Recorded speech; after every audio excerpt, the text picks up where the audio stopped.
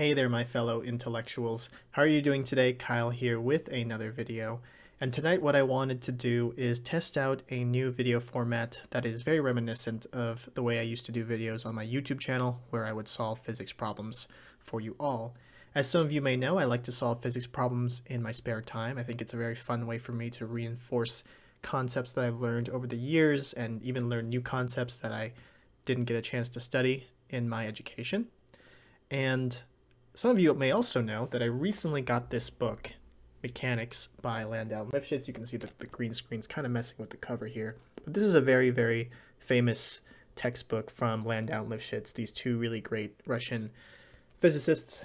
And mechanics is actually an interesting subject in my case because I didn't actually take a graduate level classical mechanics course in grad school. And even though I passed a comprehensive exam on it, I still feel like my understanding of it is still kind of lacking, and I would like to improve my own understanding of it. Hence, I got that book to do so, and I thought it would be fun to share my experience of maybe doing a few problems from that book to help me understand classical mechanics a little bit better. And it would be a good way for me to practice my science communication skills and solving problems for you guys again, which is in line with what I've done in the past, and that's what I want to do. And for these videos, I just want to give a fair warning for a couple of things. One, again, since this is sort of like graduate level, upper undergraduate level physics, I'm not going to be explaining every little thing in terms of all the background knowledge you need to really get at the heart of these problems. I'm just going to sort of dive right in and start solving them. But if you think you are up to the task of following along and you want to see how these problems are solved, or if you're just curious as to know what sort of graduate, upper undergraduate level physics problems look like, then by all means stay. And another warning is that I can be a little bit meticulous with my derivations in the sense that I'll write out each little step, and I don't really take shortcuts. I kind of just show every little thing and show all my process. And so if you're someone who is really good at finding shortcuts or can see things canceling and just want me to do it quickly, then I'm sorry, that might be this might not be the video for you, because I tend to go kind of slow. I'm very, very meticulous and expand and derive everything out. But I think it's very beneficial for someone who also, likes to see that stuff. And I don't think being more explanatory can ever really be hurtful, in my opinion. So I'm going to be loquacious at times. I'll be speaking at length and deriving things and justifying things that you might feel as unnecessary. But nonetheless, I will do so. And we're about 3 minutes in and I haven't done any physics yet, so I'll just put a timestamp saying when I start doing the physics, and that is going to be right about now. So how are we going to solve this problem where we just need to write down the Lagrangian of a double pendulum system? Well, I think the first thing that we probably should do is remember what the Lagrangian is. So the Lagrangian of a system is just defined to be this quantity T minus V, where we have the kinetic energy as T, and then we have the potential energy as V. And this difference, the Lagrangian, is used to obtain what is known as the equations of motion for the system. So the equations of motion would effectively tell us, what positions M1 and M2 will be at any point in the future. So if we solve for these equations of motion, we can predict the motion of both these masses. Now, I should point out that we are assuming that the rods that attach them are massless and they're rigid, so they don't have any mass themselves, which of course is idealistic. That's not possible in reality. And so the two masses, M1 and M2, are the only two masses that are going to matter in this system. And so I've defined the coordinate system as follows, and this is an arbitrary choice. You can sort of make any choice you want, but this is just the choice that I've made, and it's going to be the convention that I stick to when solving this problem. I'm going to say that to the right is going to be where positive x is.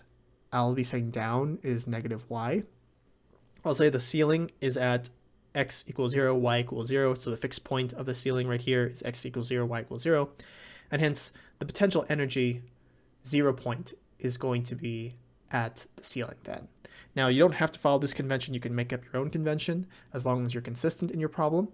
And we should end up with the same Lagrangian in the end, or essentially an equivalent Lagrangian that are two Lagrangians that are equal to each other. And so that's essentially what we're going to do. And so what I'm going to do now is that I'm going to expand out the kinetic and the kinetic energy and the potential energy terms in terms of t's. So we'll have T1 plus T2, and then we'll have minus V1 minus V2, which again, the ones and the twos correspond to the different two masses here.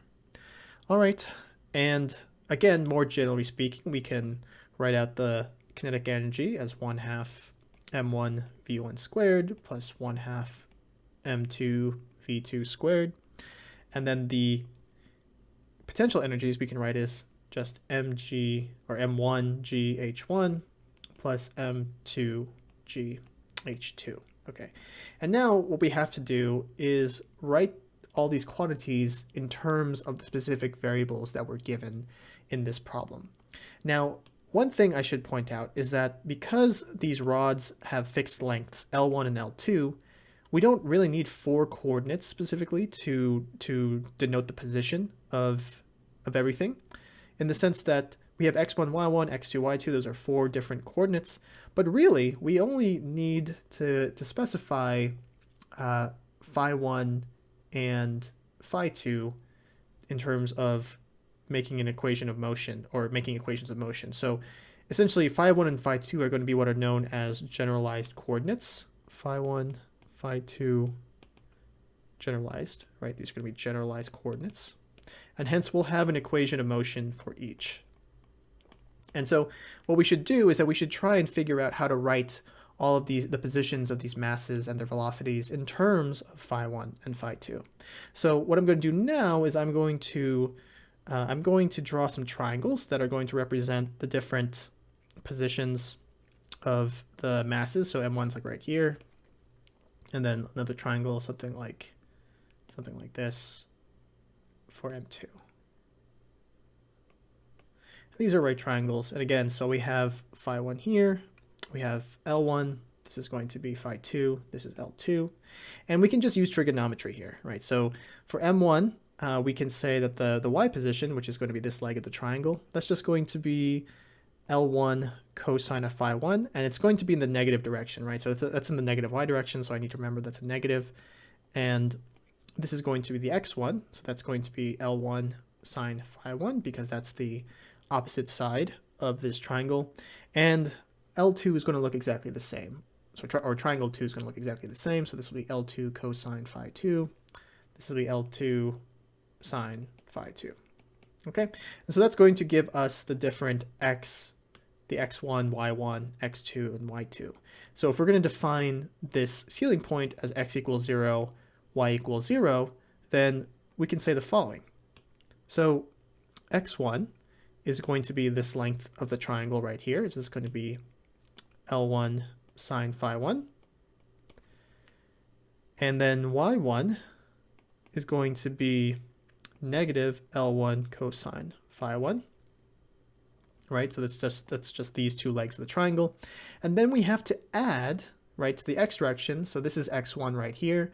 x2 is right here, so we need to add x1 plus this base of the triangle down here. So this horizontal length and this horizontal length gives me x2.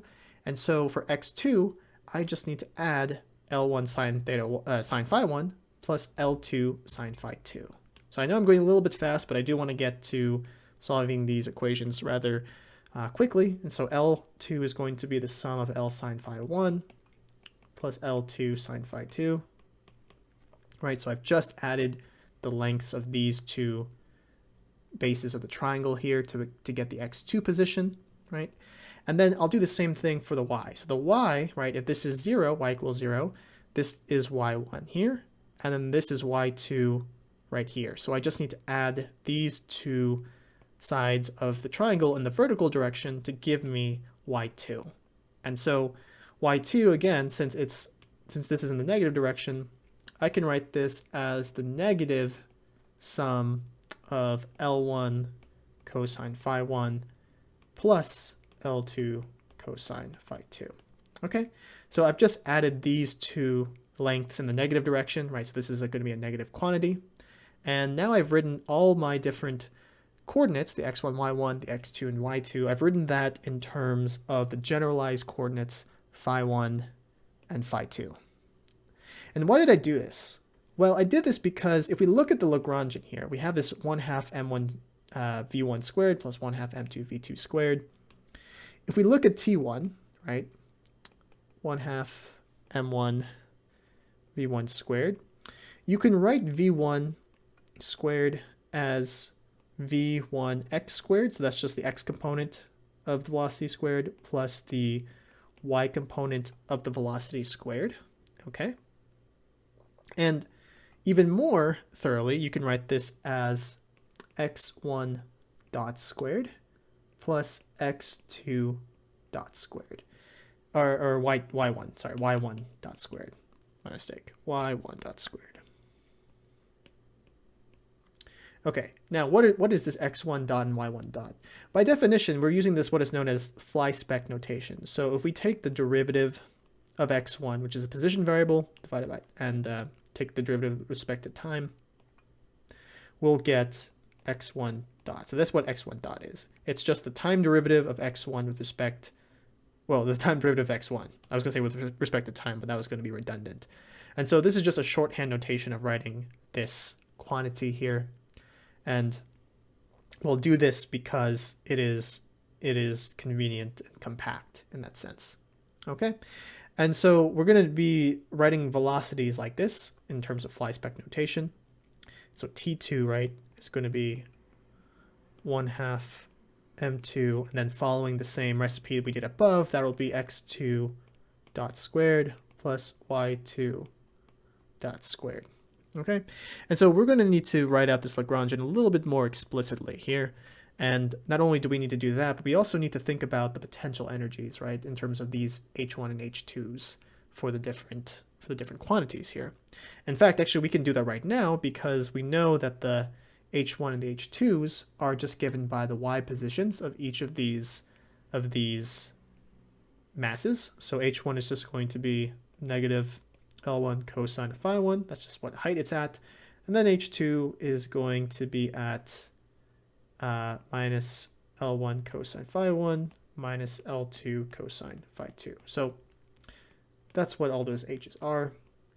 And we need to put this all together. We need to have this Lagrangian in a fairly compact form. So let me just write it out very generally again one last time, just so we can put all this stuff together. So L is going to equal 1/2 m1 x1 dot squared plus y1 dot squared plus 1/2 m2 x2 dot squared plus y2 dot squared. Then we're going to have a minus m1g minus L1 cosine of phi 1. And then we'll have plus m2g minus, let's just have this in parentheses, L1 cosine phi 1 plus L2 cosine phi 2. Okay, so I think that looks all good to me. And now what we need to do is we need to find out what x1 dot squared and x2 dot squared, y1 dot squared, and y2 dot squared are. We have to figure out what all those quantities are, and we need to plug them into this Lagrangian. So we need to figure out what these are and then plug them in to these different quantities, right? So why don't we go ahead and remember what everything is? Or actually, we can just go right into solving it. We can just look up here, right? So we've defined what x1, y1, x2, y2 are, and we can now start taking time derivatives of them. So let's see, what's x1 dot? X1 dot is just given by time derivative. Technically, it could be the full derivative of the partial, but I think I'm trying to think, should I write it as full? I think it's fine to write it as I'll write it as partial just because that's how I'm remembering it now. So let's just do partial L1 sine phi 1, right? So this is just x1 right here. And L1's a constant, so that stays outside then the time derivative of sine phi 1 is going to be cosine of phi 1. And then we need to remember that phi 1 is a function of time, right? And so we have to apply the chain rule here. And because we take the derivative of sine phi 1, we get cosine of phi 1, but then we have to multiply by d phi 1 dt, which we can just, again, use the fly spec notation and just write it as phi 1 dot. Okay, so that's going to be the x1 dot. Now we have to do y1 dot. y1 dot, again, let's just do partial derivative of what y1 was. It's negative L1 cosine phi 1, which is going to equal essentially the same thing. So we'll have negative L1, then we have a negative sine phi 1, which comes from the derivative of cosine of phi 1, multiplying a phi 1 dot, which the negative signs cancel out, so we'll get L1 sine phi 1 dot. Okay, so that's going to be y1 dot, and then we have to do x2 dot. Again, so this is just a lot of rewriting. Time derivative of L1 sine phi 1, and again, what is it again? It's L1 sine phi 1 plus L2 sine phi 2. Okay, so that's what that is.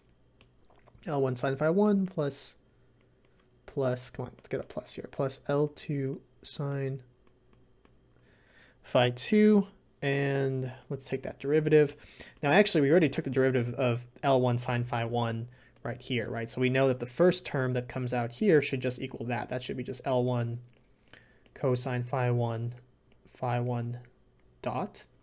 And then effectively the next term looks identical. We're just going to replace all the ones with twos, right? So we'll have plus L2 cosine phi 2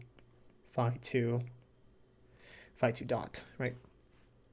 Okay, so that's x2 dot, and then we have to do y2 dot, right? So this is going to be the time derivative of negative L1 cosine phi 1 minus L2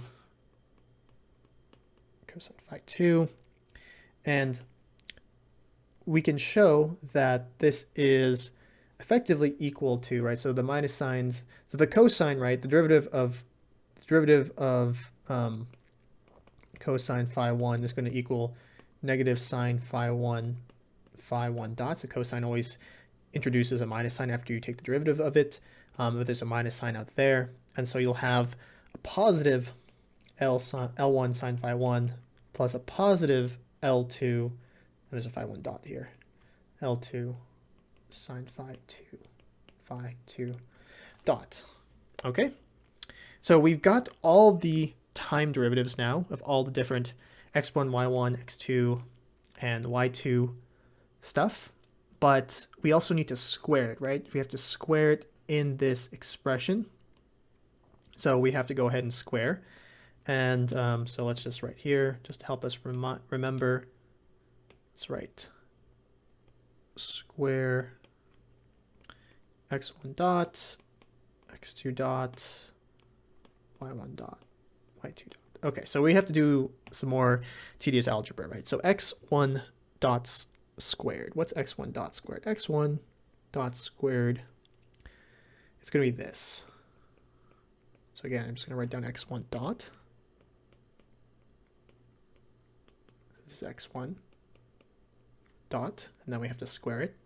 And so this is going to be L1 squared cosine squared phi 1 dot squared. Okay, and then we're going to repeat for all the other variables. So now we have y1 dot squared. What is this? This is going to be L1 sine phi 1 dot quantity squared. This again, this is just y1 dot there. And likewise, it's going to look like this. L1 squared sine squared phi 1, sorry, phi 1 dot squared. So notice these two terms. I'm not going to simplify them yet, but notice if you added them together, right, you'll have a sine squared phi 1 plus a cosine squared phi 1 with these two terms being equal. And hence, if you added x1 dot squared plus y1 dot squared, right, you would effectively get L squared, L1 squared, phi 1 dot squared. Then you'd have cosine squared phi 1 plus sine squared phi 1, which of course this is just 1. So bear this in mind, we're going to make use of this identity in a future step, but that's something to just notice already that we'll have available to use in the future. And let's just get right to the x2 and the y2 stuff, right? So x2 is going to be equal to, or x2 dot squared, sorry. What's that going to be equal to? So we have to square the following. We'll have to square L1 cosine phi 1 dot plus L2 cosine phi 2 dot. Let me square that. Okay, so we're going to have to remember that, right, a plus b squared, what is that? That's just equal to a squared plus b squared plus 2ab. So this is going to be our a, and this is going to be our b, and then we're going to have to do all this squaring. So expand it out. This is going to be L1 squared cosine squared phi 1 dot squared. Same goes for phi 2, so we'll have L2 cosine, so L2 squared cosine squared phi 2 dot squared, right?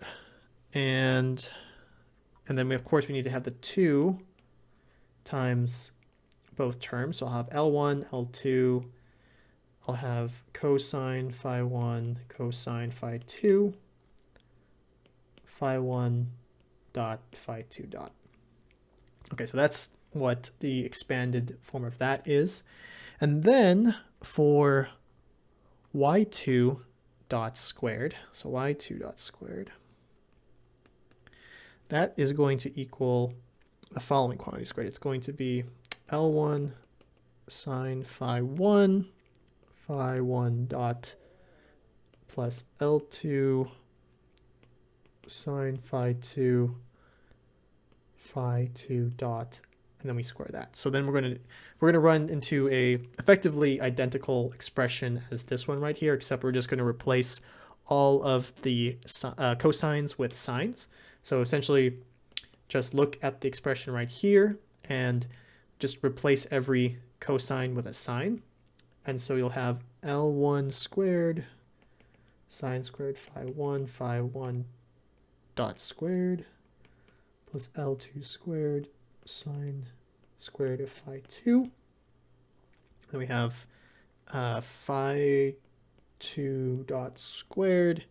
And then we'll have 2L1 L2 sine phi 1 sine phi 2 phi 1 dot phi 2 dot. Okay, so that's all of the different 4 coordinates we have here in terms of the generalized phi 1s, phi 2s, and the phi 1 dots and the phi 2 dots. So we have all the things we need. So we have x1 dot squared, y1 dot squared, x2 dot squared, y2 dot squared. So we have all of those things, and we need to put it back into this expression up here, right? So we have to take all of those variables we've just done, and we have to substitute what those things are there. So let's do one thing here. I'm going to just go ahead and generally write everything out one last time, and then we'll start replacing.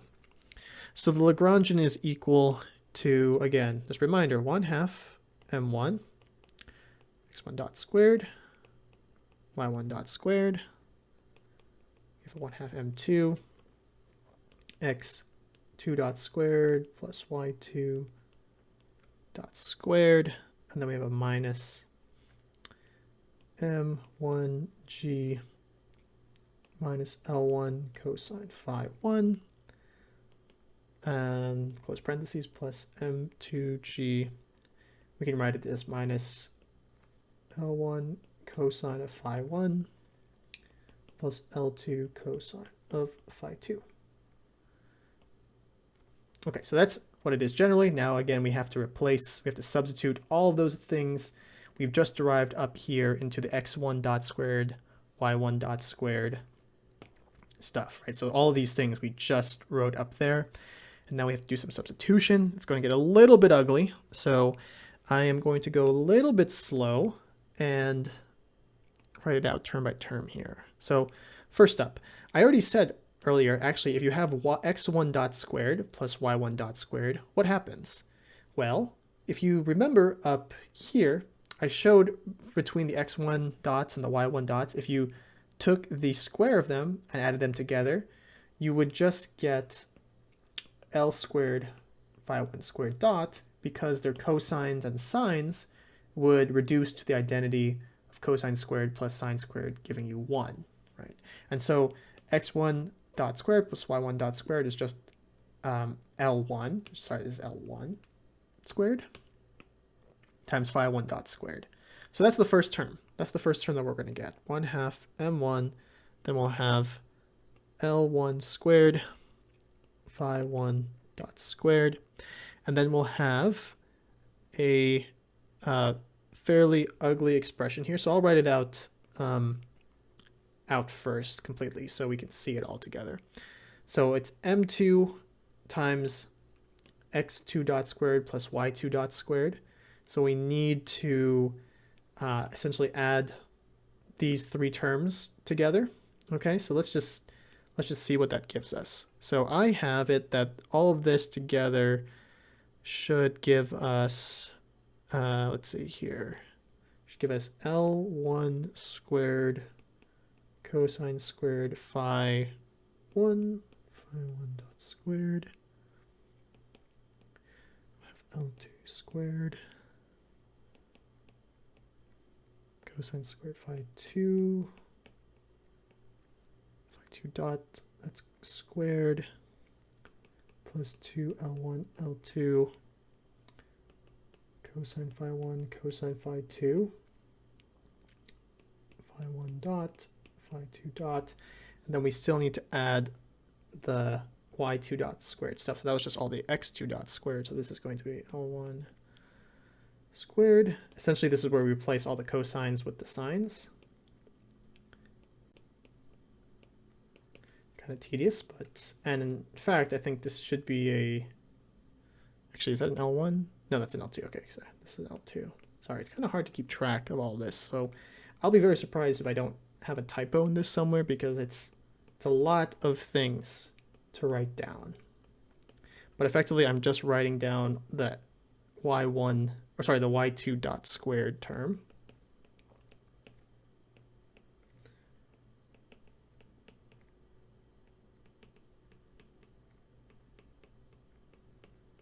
Okay, I think that's it right there. And then we still have, if you push this minus sign right here, if you push this minus sign through, effectively all the terms become positive. So this minus sign makes this a plus sign, and this minus sign will make this minus sign a plus sign. So effectively we'll just have plus signs the rest of the way. And so if you distribute that out, you'll have something that looks like this. So now we're working on the potential energy terms.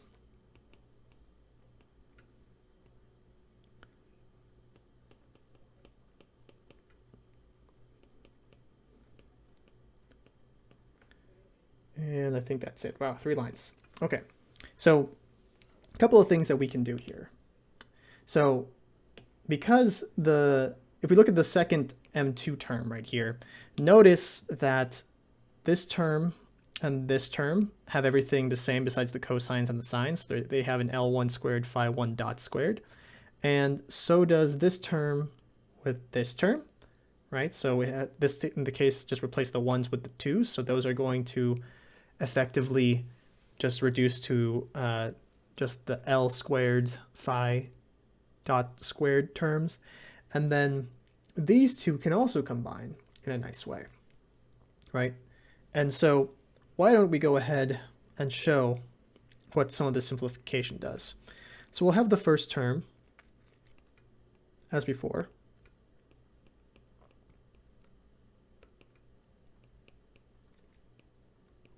And then, right, we'll have just L1 squared phi 1 dot squared, because this term and this term will add together and just give us the sine squared phi 1 and the cosine squared phi 1 just gives us 1, so it'll just leave us with L1 squared phi 1 dot squared.